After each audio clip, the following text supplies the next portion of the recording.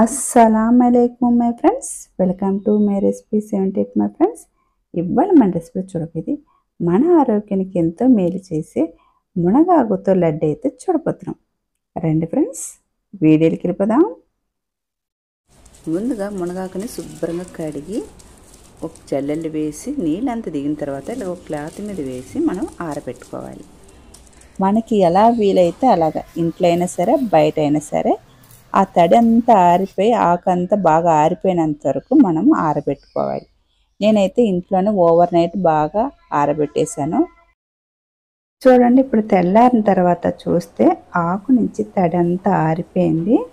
ఇలా ఆరిపోయిన తర్వాత ఇప్పుడు ఆకునంతా మరొకసారి బాగా శుభ్రం చేసుకొని మనం ఇదంతా ఒక గిన్నెలోకి తీసుకోవాలి.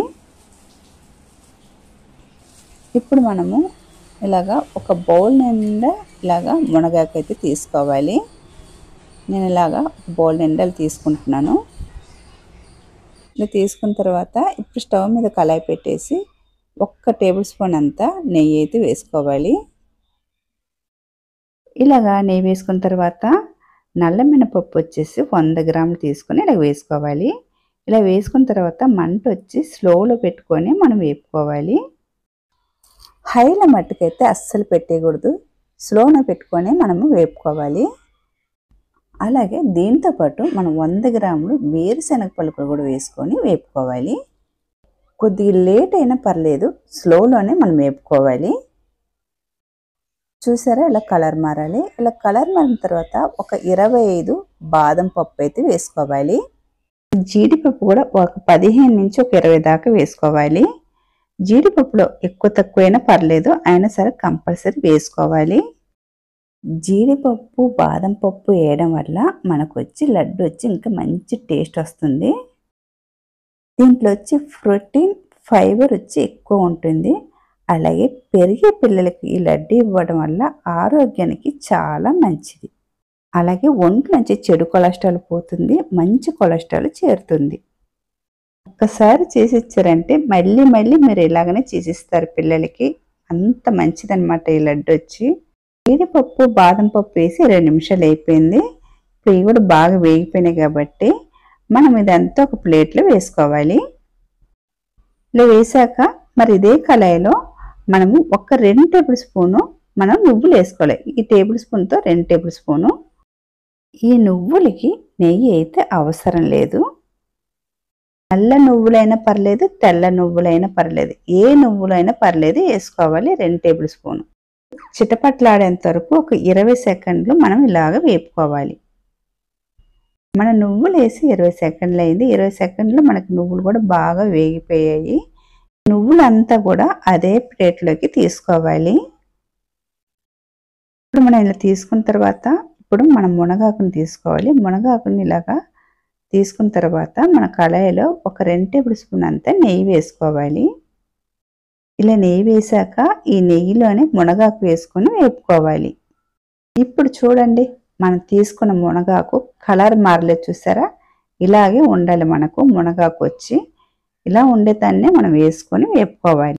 మంట వచ్చి హై ఫ్లేమ్లో పెట్టకుండా లో ఫ్లేమ్లో పెట్టుకొని మనం వేపుకోవాలి. హై ఫ్లేమ్లో పెట్టేస్తే మనకు వచ్చి ఆకు వచ్చి మాడిపోతుంది. అందుకు లో ఫ్లేమ్లోనే పెట్టుకొని మనము మునగాకుని వేపుకోవాలి. మునగాకు వచ్చి ఒక 30-40 సెకండ్ల వరకు మనం ఇలాగ వేపుకోవాలి. అలాగే పచ్చి వాసన కూడా మనకు ఉండకూడదు, అలాగా వేపుకోవాలి.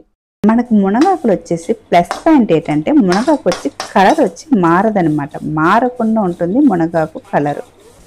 ఇప్పుడు చూసారా, మనం వేపుతా ఉంటే గలగల సౌండ్ వస్తుంది మనకి మునగాకులోంచి. ఈ సౌండ్ అనేది మనకి రావాలి. మన మునగాకు వచ్చేసి బాగా వేగిందా తెలియటానికి కొద్దిగా మునగాకు తీసుకుని చేతిలో నలిపితే పొడిలాగా రాలుద్ది అనమాట. అప్పుడు మనకు వచ్చి మునగాకు వచ్చి బాగా తయారైనట్టు. ఇప్పుడు మనం స్టవ్ ఆఫ్ చేసుకున్న తర్వాత మరొక ప్లేట్లోనే ఈ మునగాకునంతా తీసుకోవాలి. ఇప్పుడు ఈ ఆకు వచ్చేసి మనం వెంటనే మిక్సీలో వేయకుండా చల్లారనివ్వాలి. బాగా చల్లారిన తర్వాత మనం మిక్సీలో వేసుకోవాలి. ఇప్పుడు చూడండి, మునగాకు మనం ఇందాక వేపుకున్న అలాగే బాదం పప్పు, మినపప్పు, నువ్వులు ఇవన్నీ వేపుకున్నాం కదా. ఇప్పుడు ఇవన్నీ వేపుకునేవన్నీ ఇప్పుడు మనం మిక్సీ జార్లో ముందుగా ఇవన్నీ వేసుకోవాలి. ఇలాగ అన్నీ వేసుకున్న తర్వాత దీంతో పాటు మనము ఒక 4-5 యాలక పలుకులను కూడా వేసుకోవాలి. ఇప్పుడు మనము బాగా కోర్స్గా ఆడించుకొని ఇలాగా మన ప్లేట్లో వేసుకోవాలి. చూసారా ఇలా ఉండాలి. ఇలా వేసుకున్న తర్వాత మరి ఇదే మిక్సీ జార్లో ఇప్పుడు మనము మునగాకును వేసుకుందాము. మునగాకు కూడా బాగా చల్లగా అయిపోయింది. ఇలా వేసుకుందాం మిక్సీ జార్లో. ఇప్పుడు మునగాకును కూడా గ్రైండర్ ఆడించుకుందాము. చూసారా ఇలాగ ఉండాలన్నమాట మనకి మునగాకు వచ్చేసి.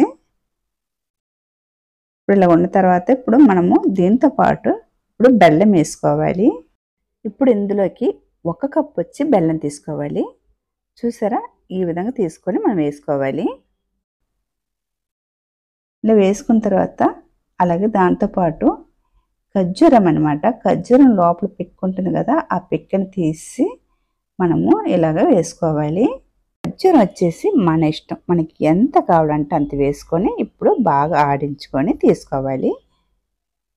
చూడండి బెల్లం వేసిన తర్వాత మనకి ఇలా పట్టగానే ముద్దలాగా వస్తుంది కదా.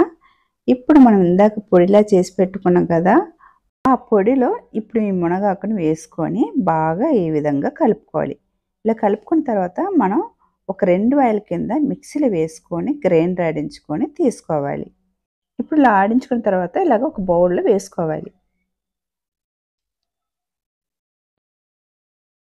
ఇలా వేసుకున్న తర్వాత మనం ఒకసారి బాగా కలుపుకోవాలి. కొద్దిగా తీసుకొని మనం ఇలా లడ్డులాగా చుట్టుకోవాలి. చూసారు ఇలా పట్టంగానే మనకి లడ్డులాగా మారిపోయింది మునగాకు లడ్డు అయితే. ఇలాగా మనమంతా ఒకే విధంగా ఇలాగా చుట్టుకొని తీసుకోవాలి. చూడండి చూస్తుంటే చాలా అందంగా ఉంది కదా మన మునగాకు లడ్డు. మీరు మునగాకు లడ్డు వచ్చేసి బయటే పెట్టి మనం యూజ్ చేసుకోవచ్చు అంటే యూజ్ చేసుకోవచ్చు ఒక 10 రోజుల వరకు. అలా మీకు కుదరకపోతే ఫ్రిడ్జ్లో పెట్టేయండి, ఒక నెల రోజుల దాకా ఉంటుంది. ఇలాగా తయారు చేసి పెట్టుకున్న తర్వాత పిల్లలకి రోజు ఒకటి చొప్పున ఇవ్వండి. హెల్త్కి వచ్చి చాలా మంచిది. చూసారా ఇప్పుడు మన హెల్తీ అయిన మునగాకు లడ్డు అయితే రెడీ అయిపోయింది. అలాగే నా రెసిపీ నచ్చిందా? నచ్చితే కనుక మీ ఫ్రెండ్స్ అండ్ ఫ్యామిలీకి షేర్ చేయండి. అలాగే తప్పగా మీరు కూడా ట్రై చేయండి. నా రెసిపీ కొత్తగా చూస్తున్నారు కనుకైతే సబ్స్క్రైబ్ చేసుకోండి. సబ్స్క్రైబ్ చేసుకున్న తర్వాత పక్కన బెల్ ఐకాన్ ఉంటుంది, క్లిక్ చేయండి. అప్పుడే నేను వేసే వీడియో ప్రతి ఒక్క వీడియో మీకు నోటిఫికేషన్ ద్వారా వస్తుంది. Okay friends, bye friends. మరొక వీడియోలో మళ్ళీ